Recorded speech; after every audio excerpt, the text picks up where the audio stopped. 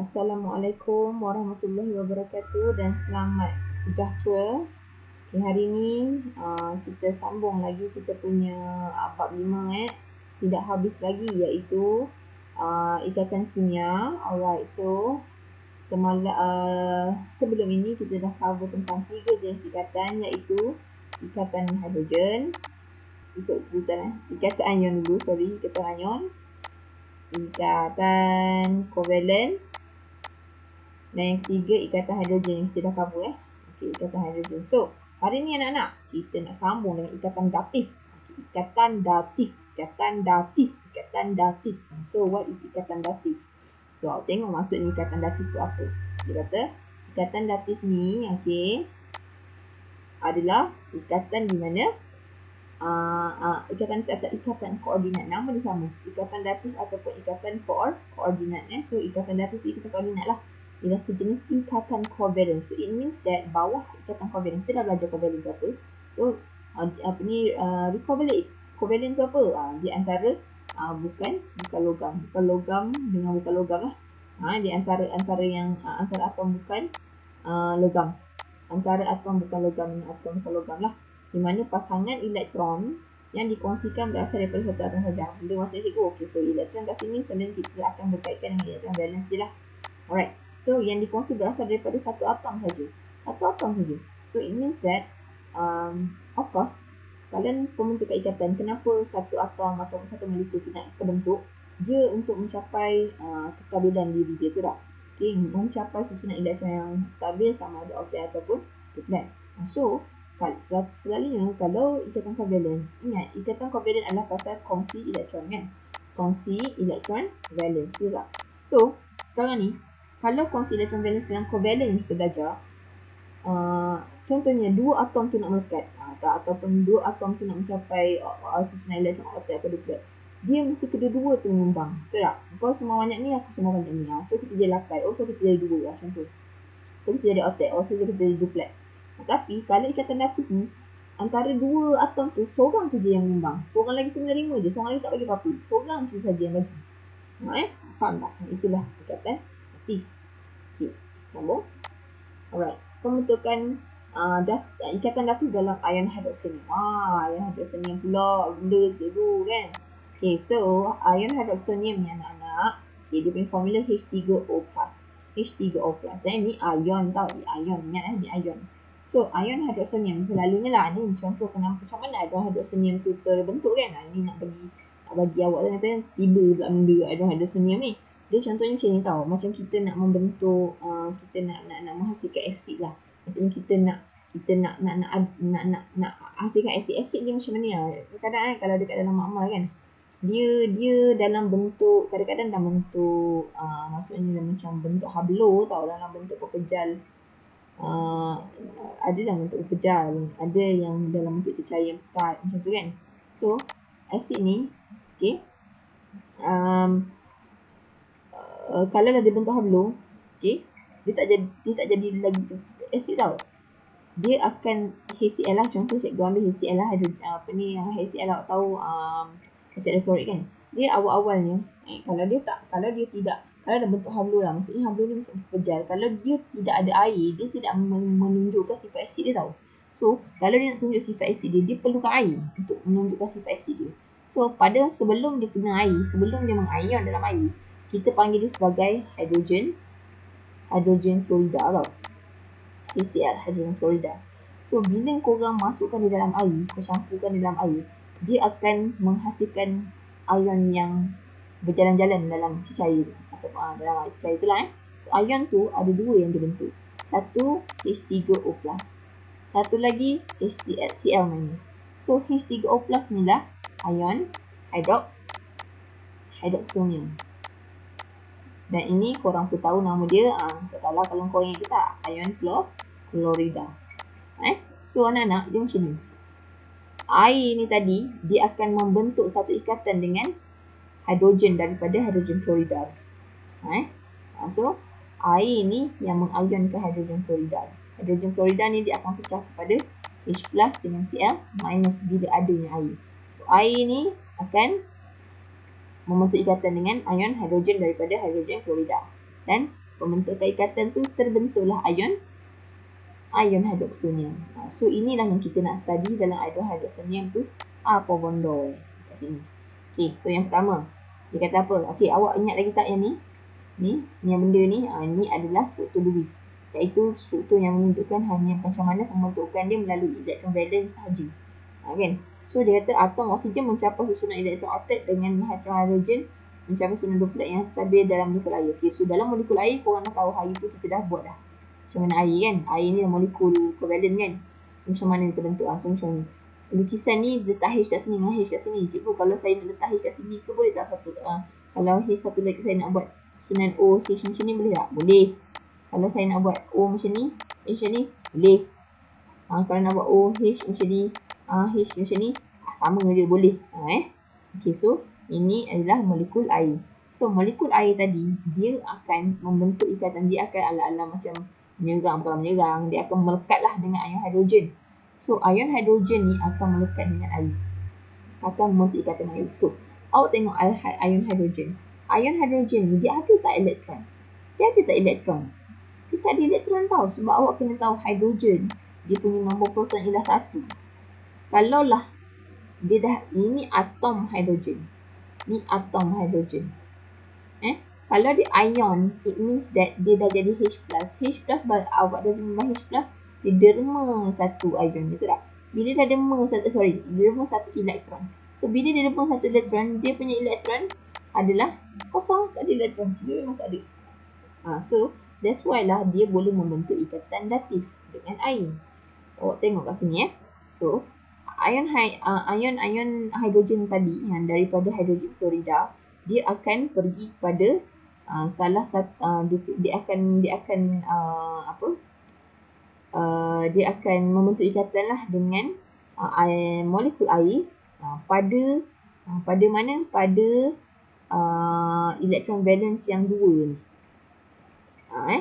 So maksudnya sekarang ni inilah ikatan datif yang baru dibentuk.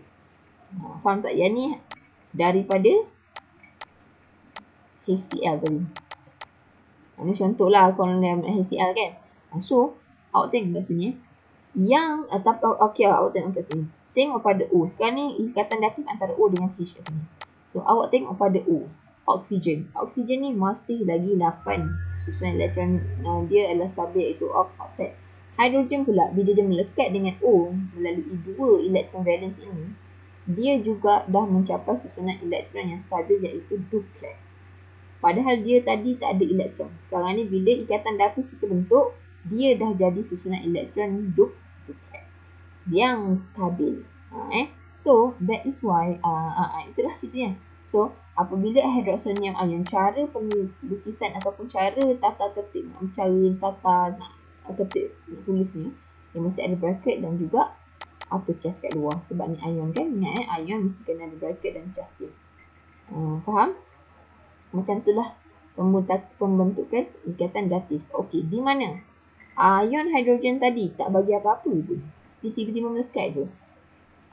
So yang menderma hanyalah ion atom dari atom oksigen, daripada atom oksigen. Oksigen itulah yang menderma kepada ion hidrogen, tak apa-apa tu.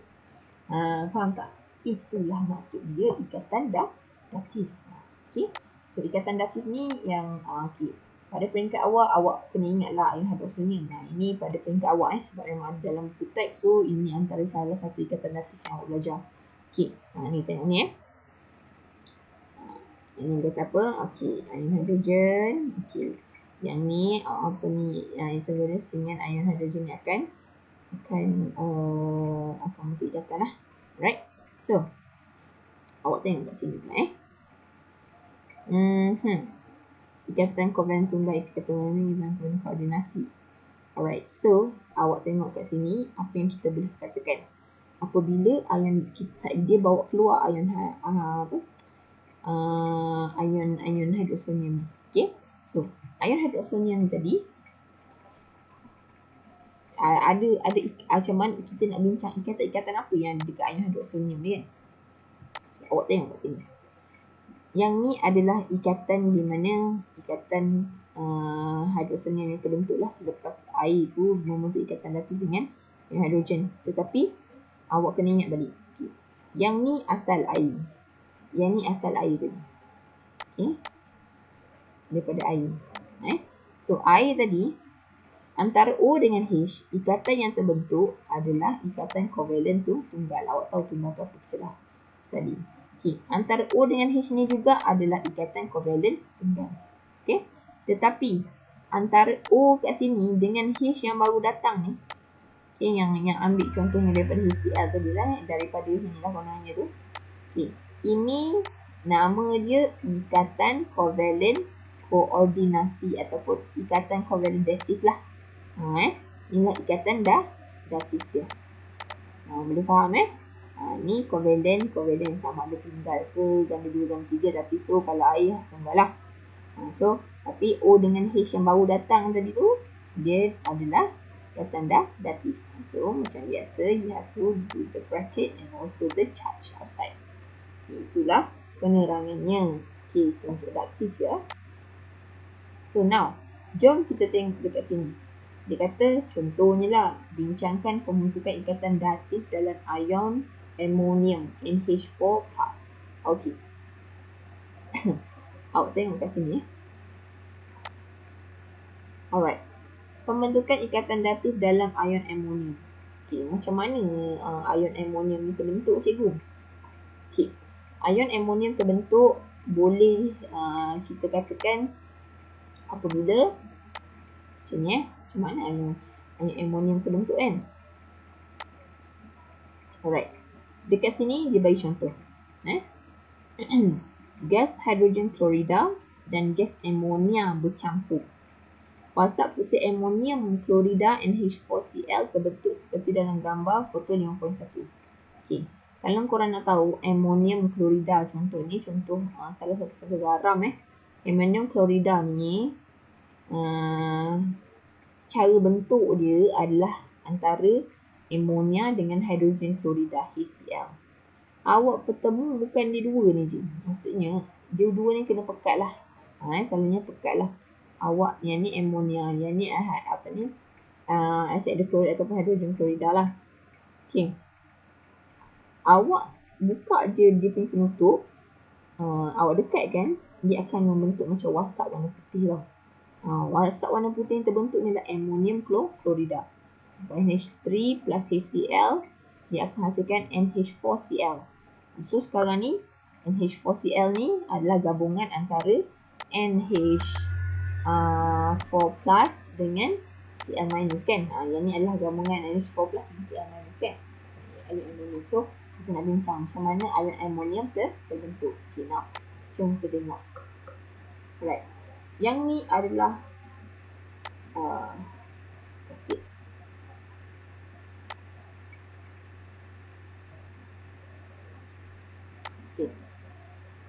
Pula. Okay.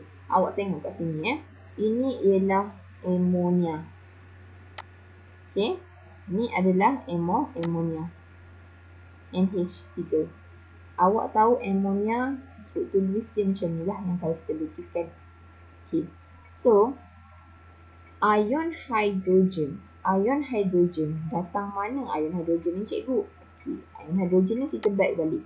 Ion hydrogen ni datang daripada mana? Daripada hidrogen klorida. Okay. Molekul amonia akan bergabung dengan ion hidrogen daripada hidrogen klorida. Ini maksudnya. So, ini molekul amonia dengan ion hidrogen daripada ni daripada HCl tadi. Okay. Now, macam mana dia bergabung? Okay, now awak tengok kat sini kan. Kalau kita buat struktur Lewis untuk NH3 amonia, awak tahu amonia kalau kita buat struktur Lewis dia macam ni. Struktur Lewis amonia akan jadi macam ni kan. Okay, now apa yang terjadi? Okay. Ada dua elektron valence daripada nitrogen yang tiada gang, yang tak ada melekat dengan mana-mana atom. So, dua atom ini akan membentuk ikatan datif dengan ion hidrogen. Ya, dengan ion hidrogen. Okey. Cikgu, kenapa tak boleh bentuk dengan hidrogen je? Kenapa dengan pula ion? Kena ingat dari semula lah. Salah satu dia mesti kosong, tak ada apa-apa elektron. So, ion hidrogen ni adalah kosong, tak ada elektron valence kat sekali dia. Barulah betul nama dia datif kan? Okay, so, ion hidrogen tadi yang tak ada apa-apa ni, keserangan ni, kosong ni, terpaksa lah nak hidup stabil, dia kena pilih orang. Dia kena pilih orang untuk dia tumpang hidup. So, nitrogen ni ada lebih dulu. Nitrogen akan membentuk ikatan datif dengan hidrogen daripada ion hidrogen tu.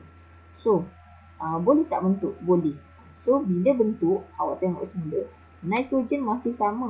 Dia tetap juga 8 oktet. Oktet ni susunan elektron dia masih oktet. Hidrogen pula pun menjadi stabil apabila dia ambil 2 elektron valence daripada nitrogen. Dia minta 2. So, dia ni mencapai duplet. Susunan elektron duplet. Nitrogen masih tetap juga susunan elektron oktet. Tak ada masalah. Faham tak? Okey. So, inilah cara pembentukan ion amonium. Okay, kalau untuk amonium lah pula Alright. So, ini adalah ikatan datif. So, kalau kita tengok kat sini, Alright. So, kalau kita rujuk balik kat sini, kan kita akan bentuk macam ni kan?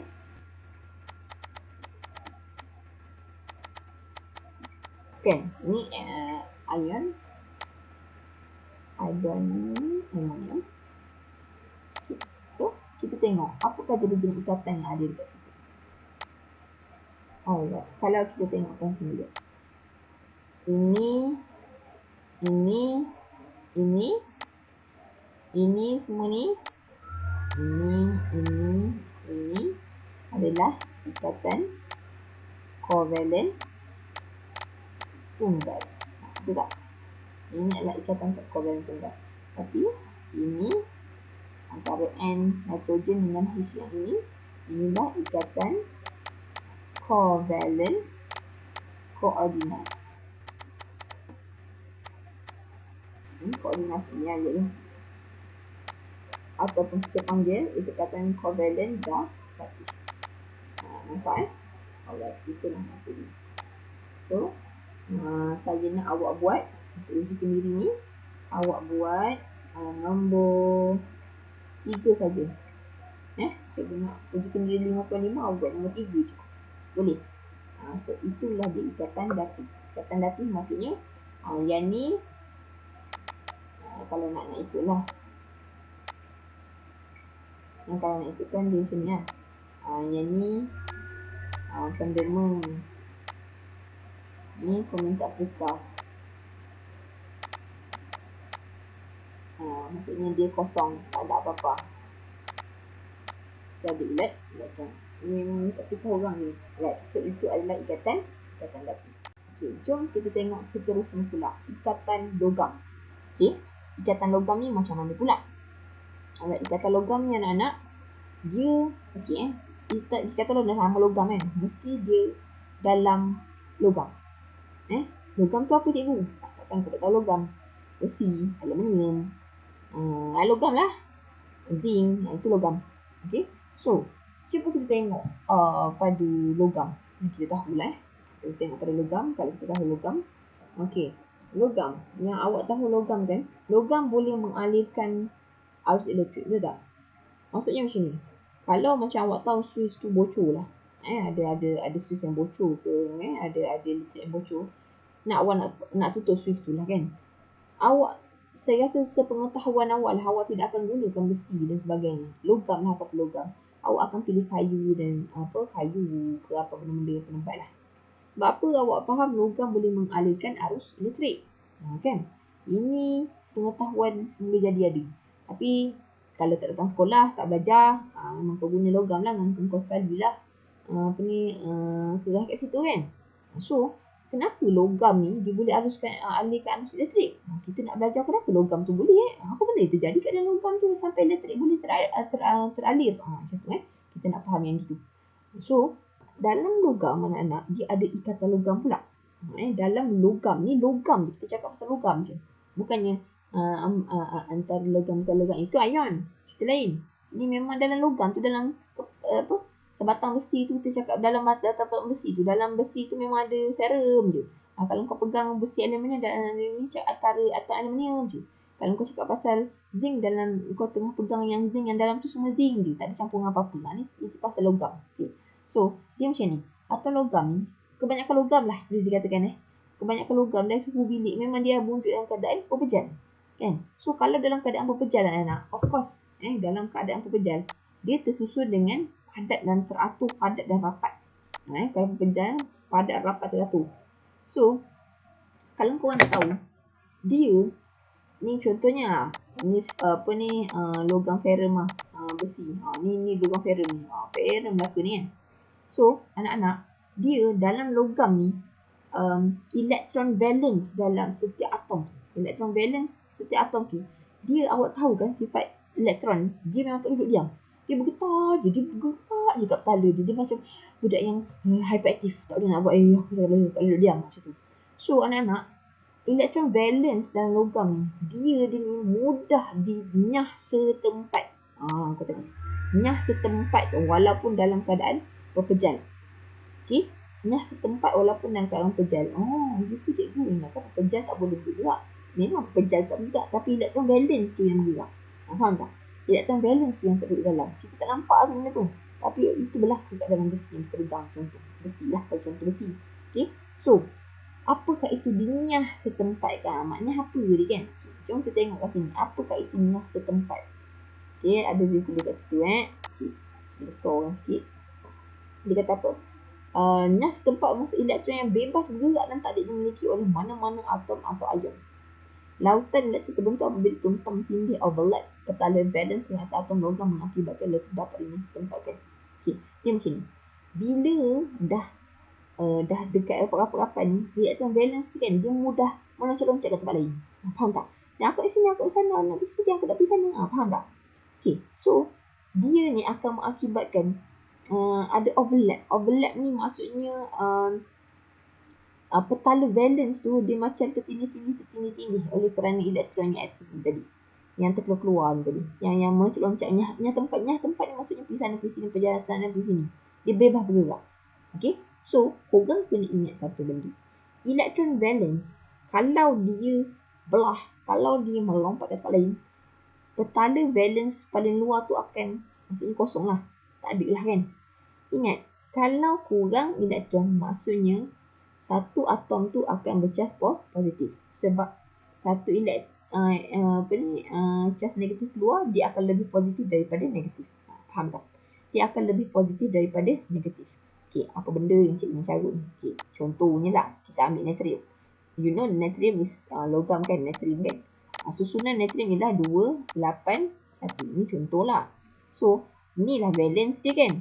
Okay. So, valence dia ni contoh lah. Dalam logam natrium kan. Ni susunan rapat ni natrium ni. Rapat. Yang elektron valence yang satu ni, dia menyah tempat ke sana, ke sini, ke sana, ke sini, ke sana, ke sini, ke sana, ke sini, ke sana, ke sini. Itu maksud dia. So, anak-anak, apabila yang satu ni belah, dia belah ke tempat lain, dia melompat, dia akan jadi 28, betul tak? 28 ini adalah ion, dah jadi ion natrium sebab satu dah belah. Satu belah, dia derma satu, keluar satu, dia akan jadi positif. That's why lah atom logam, atom logam kalau elektron valence tak duduk diam, pergi nyah setempat, atom logam tu akan bercas positif. So tu dia kata apabila elektron valence dinyah setempat kan, ion logam akan bercas positif. Of course lah, sebab elektron dah belah, satu yang negatif dah belah, dia akan lebih positif lah dekat nukleus, lebih banyak ion positif. Okay, lebih banyak proton lah kan kalau ikut kan. Okay, so semua elektron valence yang dinyah setempatkan bergerak bebas antara struktur logam. Okay, ingat elektron valence ni kalau dalam logam dia memang tak duduk diam, dia pergi sana, pergi sini, pergi sana, sini. Bila dia pergi sana, pergi sini, dia macam pergi serata je tau. Sebab setiap atom macam tu perangai dia. Okay, dia pergi serata tu, dia mengakibatkan anak-anak lautan elektron terbentuk. Dah jadi laut kau. Okey, lautan elektron terbentuk. Maksudnya boleh dikatakan keseluruhan tu ada elektron, lautan elektron yang duduk diam terbentuk. Okey. So Dia kata daya tarikan elektrostatik antara lautan elektron ion logam bercas positif membentuk ikatan logam. So ikatan logam ni antara apa? Dia kata antara lautan elektron dan ion logam yang bercas positif. Okey, ingat tarikan daya tarikan dia nama dia elektrostatik. Okey, pernah dengar kan? Dia ni dalam ikatan ion kan? Tetapi elektrostatik juga boleh terbentuk dalam logam. Daya tarikan tu dalam logam. So daya tarikan ni kuat ke lemah? Sangat kuat. You have to remember that. Faham? Okay, so ikatan logam ni adalah daya elektrostatik antara lautan elektron dengan ion yang bercas positif tadi. Itulah dia ikatan logam. Okay, jom kita tengok next. Pembentukan ikatan logam ni kan. Yang merah-merah ni ialah lautan elektron. Sebab banyak elektron ni. Pergi sana, pergi sini, busy ni. Pergi sana, pergi sini menjadikan keseluruhan ni banyak ke elektron dia jalan. Tapi jangan lupa, atom ni dah yang bercas positif dah.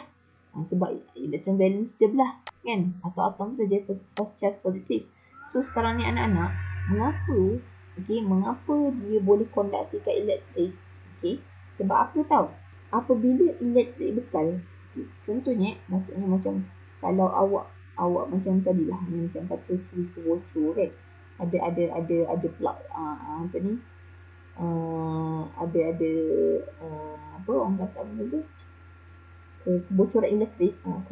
Maksudnya ada bekal elektrik yang dibekalkan. Okey, bila ada elektrik yang dibekalkan, elektron yang bergerak tadi, iaitu lautan elektron tu, okey, dia ni yang tolong bawa cas, okey, cas daripada terminal negatif ke terminal positif. Okey, elektron yang kat lautan elektron yang bergerak ni, yang kesana ke sini ni kan, dia ni lah yang membawa cas daripada terminal negatif ke terminal positif. Itulah menjadikan elektrik tu ada cas. Maksudnya dia boleh kondaksi elektrik. Ini menyebabkan elektrik tu boleh terkondaksi. Maksudnya membentuk bekalan elektrik lah, ada kondaksi elektrik lah. So lautan elektron yang banyak kat sekitar ni, elektron yang tak boleh duduk diam ni, dialah yang bergerak ni, dialah yang akan tolong membawa cas untuk mengkondaksikan elektrik daripada terminal negatif ke terminal positif. Itulah sebabnya kalau logam dia boleh kondaksi elektrik. So you know, jangan bahayalah. Itulah cerita pasal ikatan logam. So simple je. Okay. So yang ni anak-anak, cikgu nak korang jawab ujikan diri ni. Awak jawab semua ni jawab semua. Right. So itulah dia ikatan apa tadi, datif dan juga ikatan logam. So I guess tak ada susah sangat kan. Right. Okay, itu sahaja daripada cikgu. Nanti kita sambung lagi Alright, so untuk kerja sekolah, ujikan diri yang 5.5 tadi buat nombor berapa 2 je ke 3. Yang ujikan diri 5.6 awak jawab semua So, nanti kita akan sambung lagi pada part yang terakhir dalam bab ini. Terima kasih. Assalamualaikum.